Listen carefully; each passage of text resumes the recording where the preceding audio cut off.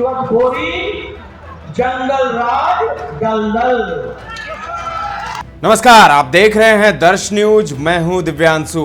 शिवहर की लड़ाई बेहद दिलचस्प है। आपको पता है वहां पर ऋतु जायसवाल एक तरफ हैं, दूसरी तरफ बाहुबली आनंद मोहन की पत्नी लवली आनंद।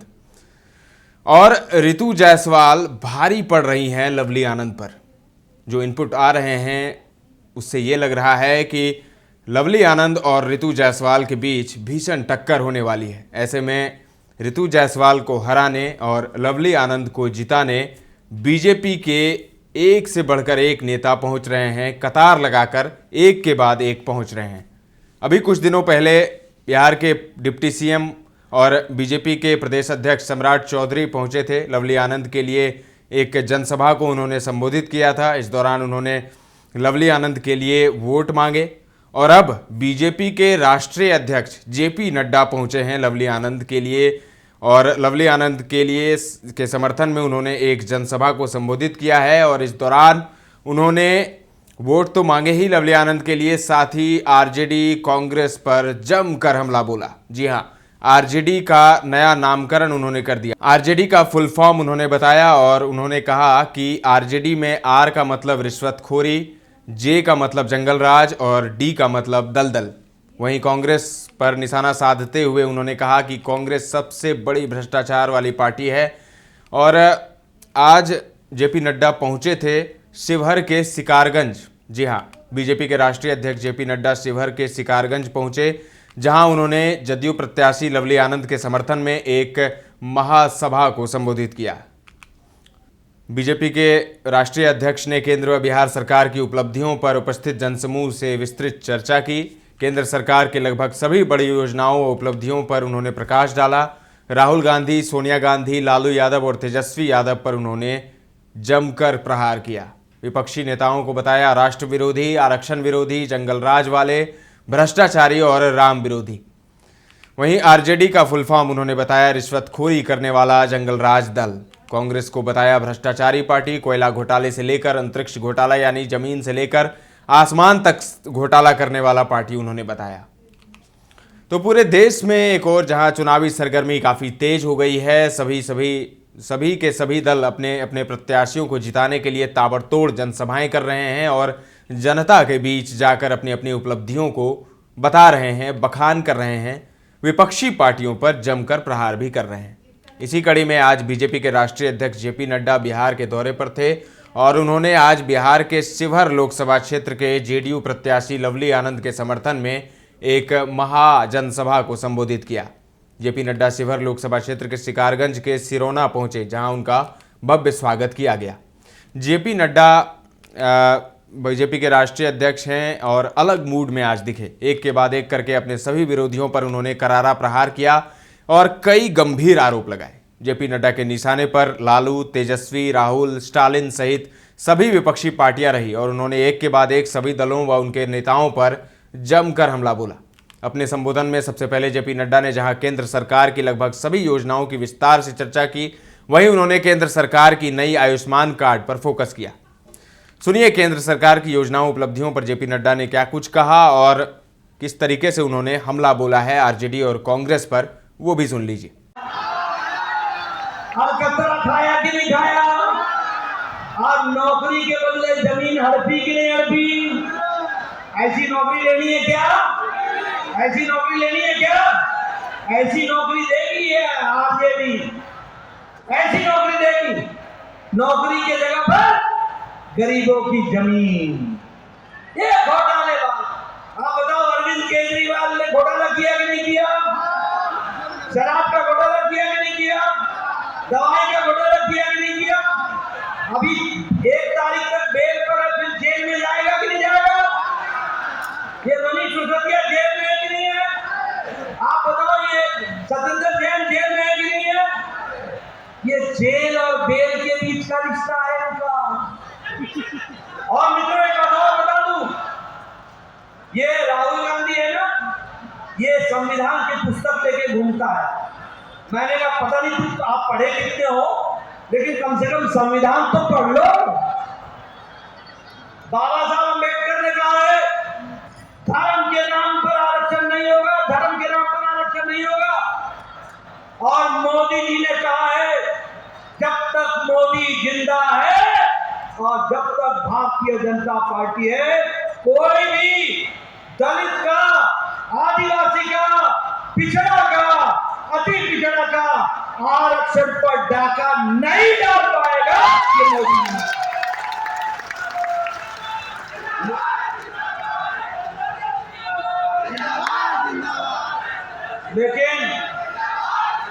लेकिन राहुल गांधी बोलते हैं कि इस पे डाका डल जाएगा। अब देखो, उल्टे चोर कोतवाल को डांटे। आंध्र प्रदेश में तुमने मुस्लिमों को आरक्षण देने के लिए 4 बार दलितों के आरक्षण पर डाका डाला। 4 बार। कितनी बार? 4 बार। और हाई कोर्ट ने दलितों का आरक्षण बचाया। कर्नाटक में तुमने मुस्लिम को आरक्षण देने के लिए पिछड़ा और अति पिछड़ा के आरक्षण से 4% का डाका डाला। तुम डालो डाका और फिर बोलो उल्टे चोर कोतवाल को डांटे। बोलो ऐसे लोगों को आगे आने देना क्या? आने देना क्या? मैं एक बात और बोलना चाहता हूं, ये सारी पार्टियां राम विरोधी पार्टियां। क्या है ये? ऐसे लोगों को लाओगे आगे? ये राम विरोधी कैसे हैं? तीर के निशान पर बटन दबाना है, उसकी तैयारी करें।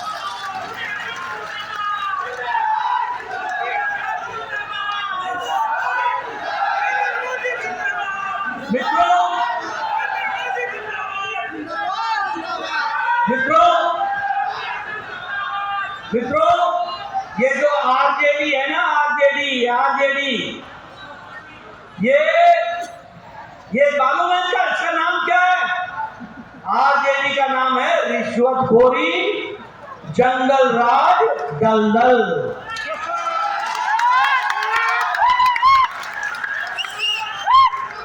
R4 रिश्वतखोरी, पैसा पैसा पैसा कमाओ, कमीशन। 4 जंगल राज। और ये दल नहीं है, दलदल है, दलदल। आप बताइए, लोग भूल जाते हैं, ये तेल बिलावल लठिया भाजन रैली हुई थी कि नहीं हुई थी? बोलो 2003 में हुई थी कि नहीं हुई थी? भूल गए आप लोग? अरे भैया, मैं बिहार का ही रहने वाला था। तेल बिलावल लठिया भाजन, ऐसे लोग आजकल बोलते हम नौकरी देंगे। अरे ये तुम नौकरी देंगे ये इसलिए बोलते हो क्योंकि मोदी जी ने आज रिपोर्ट कार्ड की राजनीति कर दी। अब तुम्हारा लठिया गया घर में और नौकरी की बात करनी पड़ रही है। तुम क्या दोगे? नौकरी, रोजगार देंगे तो मोदी जी देंगे और देश को विकास की ओर ले जाएंगे।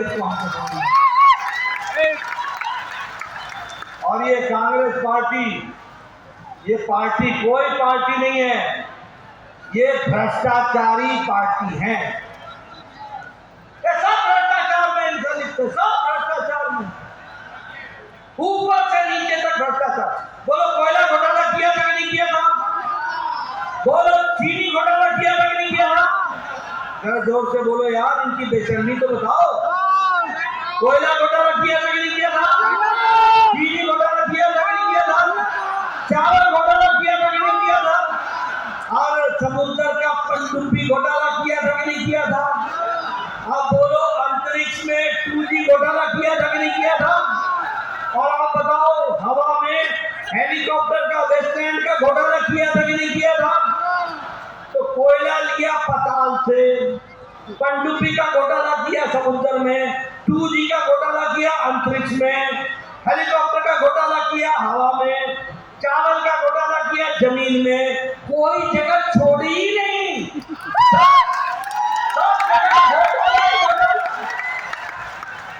अब बताइए।